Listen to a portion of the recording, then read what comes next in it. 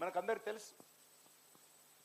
ఈరోజు కూడా ముఖ్యమంత్రి మీద ఇష్టం లేకపోయినా, రూలింగ్ పార్టీ మీద ఇష్టం లేకపోయినా మనం సోషల్ మీడియాలో పెట్టవచ్చు. సమస్యలు ఏమైనా ఉంటే మనం పత్రికల్లో చెప్పొచ్చు.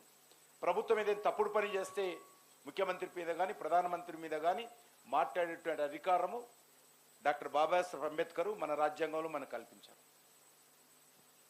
శ్రీమతి ఇందిరాగాంధీ గారు ప్రధానమంత్రిగా ఉన్నప్పుడు ఆ రోజు దేశంలో విపరీతమైనటువంటి కరప్షన్, నిరుద్యోగ సమస్య, అనేకమైనటువంటి అవినీతి కుంభకోణాలు జరుగుతున్నప్పుడు గుజరాత్లో, బీహార్లో నవనిర్మాణ సమితి అనేటువంటి ఒక ఆర్గనైజేషన్ ఏర్పాటు చేసుకొని రాజకీయాలకు అతీతంగా విద్యార్థులు పెద్ద ఉద్యమం లేపట్టారు. ఆ విద్యార్థులు అసెంబ్లీను గెరావ్ చేసినప్పుడు కానీ అనేక సార్లు విపరీతంగా లాఠీచార్జ్ చేయడం జరిగింది. అదే సమయంలో శ్రీమతి ఇందిరాగాంధీ గారు పార్లమెంట్ ఎన్నికకు సంబంధించి ఓడిపోయినటువంటి సోషలిస్ట్ నాయకుడైనటువంటి రాజనారాయణ గారు ఆయన అలహాబాద్ హైకోర్టులో కేసు వేశాడు. ఇందిరాగాంధీ గారు ప్రధానమంత్రిగా ఉండి పూర్తిగా అధికార దుర్వినియోగం చేసి రిగ్గింగ్ చేసుకొని ప్రజలకు అనేక రకాల మరి ప్రభుత్వం తరఫున మభ్యపెట్టి ఓట్లు వేయించుకొని గెలిచిందని చెప్పి ఆయన అనేక సాక్ష్యాలతో సహా సేకరించి కోర్టులో కేసేశాడు. న్యాయమూర్తి చాలా ధైర్యవంతుడు కాబట్టి, ఎవరికి భయపడాడు కాబట్టి ఇచ్చినటువంటి తీర్పులో అనేక రకాల ఆధారాలు చూపించి ప్రధానమంత్రిగా ఉన్నటువంటి ఇందిరాగాంధీ ఎన్నిక చెల్లనేరదని చాలా ధైర్యంగా తీర్పునిచ్చాడు. ఆ తీర్పునివ్వడం అంటే కూడా మన రాజ్యాంగంలో మనకు ఉన్నటువంటి హక్కు. ఆ ధైర్యం న్యాయమూర్తికి ఉంది కాబట్టే న్యాయమూర్తి ఆ తీర్పు ఇచ్చాడు. హైకోర్టు న్యాయమూర్తి తీర్పు ఇస్తే వెంటనే రాజీనామా చేసిపోవాలామె. ఎంపీగా లేనప్పుడు రాష్ట్రపతిగా ఉండడానికి వీలేదు. ఏం చేశారు? అప్పుడు ఆర్డినెన్స్ తీసుకొచ్చి 5 సంవత్సరాలకు జరగాల్సినటువంటి ఎన్నికలు 6 సంవత్సరాలకు పొడిగించుకున్నారు. 1 సంవత్సరం ఎక్స్టెండ్ చేసుకున్నారు. దేశంలో తిరుగుబాటు వస్తున్నది, దేశంలో అంతర్గతమైనటువంటి మరి అనేక రకాల సంఘటనలు జరుగుతూ ఉన్నాయి, సంక్షోభం ఉన్నది, అంతర్గత సంక్షోభం ఏర్పడుతుంది దేశంలో. కాబట్టి 1 సంవత్సరం పెంచుకుంటున్నాం. ఇప్పుడు ఎన్నికలు జరపడానికి వీల్లేదు కాబట్టి ఎమర్జెన్సీ పెడుతున్నాం అని చెప్పి అర్ధరాత్రి ఎమర్జెన్సీ పెట్టడం జరిగింది.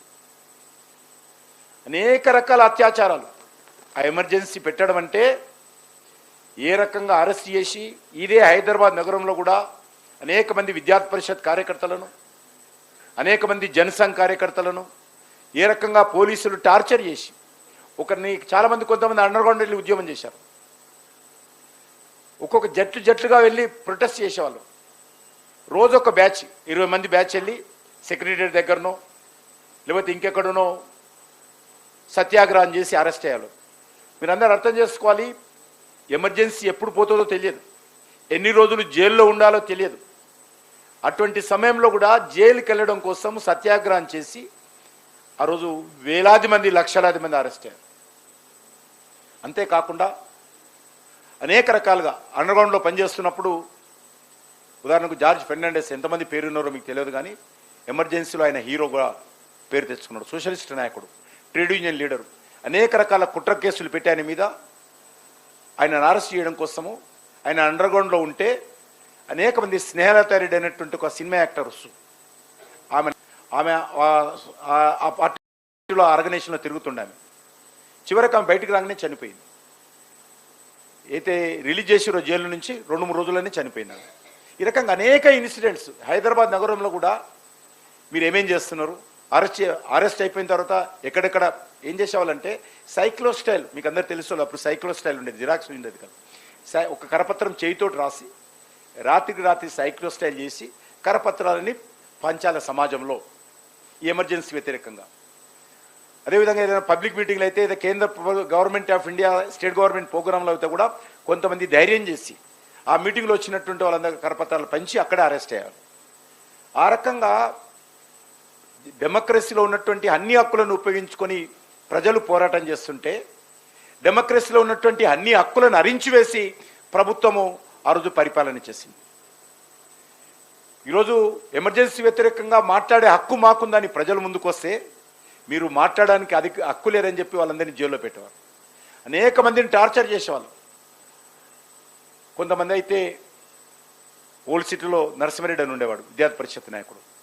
ఆయన చెవుల్లో చెవులలో ఈ యొక్క క్యాండిల్ వెలిగించి అది వస్తుంది కదా, అంత చెవులలో పోసేవారు. అంత క్రూరంగా ఎమర్జెన్సీ అనేక మందిని కొట్టారు, వికలాంగులయ్యారు, హాస్పిటల్ అడ్మిట్ అయ్యారు. పోలీసులు చేయనటువంటి అకృత్యాలు లేవు ఆ కాలంలో. ప్రభుత్వం ఇందిరాగాంధీ నేతృత్వంలో దేశమంతా కూడా ఒక జైలుగా, ఓపెన్ జైలుగా మారిపోయింది. ప్రెస్ కొంతమంది ధైర్యం చేసి ప్రొటెస్ట్ చేశారు. ఇండియన్ ఎక్స్ప్రెస్ లాంటి పేపర్ అయితే ఎమర్జెన్సీ విధించినప్పుడు ఫ్రంట్ పేజీ బ్లాంక్ పెట్టి పేపర్ రిలీజ్ చేసేవాళ్ళు.